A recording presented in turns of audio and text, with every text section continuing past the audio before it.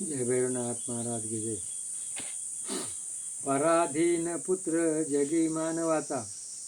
बघा, माणूस आहे ना, तो काय म्हणतो, मी, माझ्यासारखं कोणी नाही.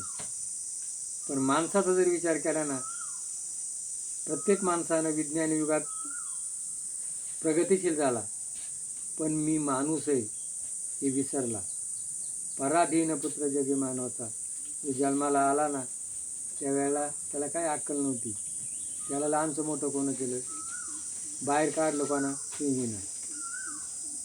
सांभाळ कोणा केला, आईनं. खायला घातलं कोणा, बापानं. आणि त्याला मोठे शाळा शिकवलं कोणा, गुरुजींनी. त्याला मान कोणा दिला, दुसऱ्यांनी. तो ज्या वेळेला मरतो त्याला कोण नेता, दुसरा.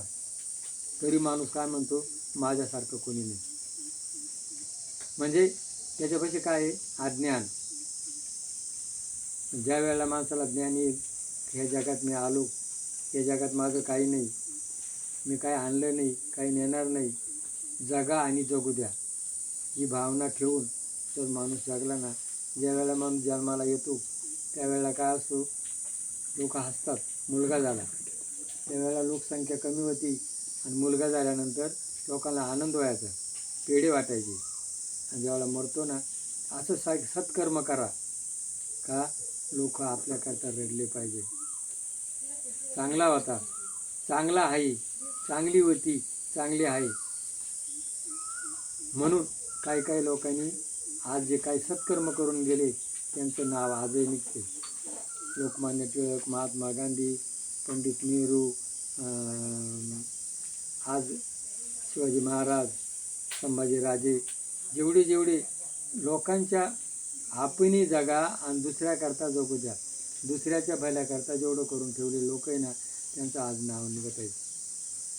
म्हणून आपण जन्माला आला, याला पाणी वाहून वाहून बायकोची सेवा करता करता मेला.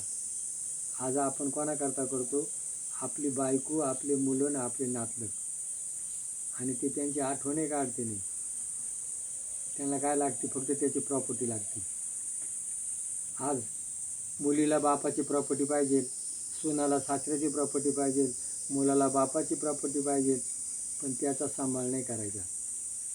काय फक्त आयतं कसं मिळेल म्हणून या कलियुगामध्ये आयत्या धनाला जास्त महत्त्व दिलेले. आणि पूर्वीचे लोक रामराज्यामध्ये काय करायचे, कष्ट करायचे आणि 12 वर्षानंतर ते होतं तेवढं लोकांना वाटून द्यायचे आणि परत नवीन कमवायचे. रघुराजाची रीत होती.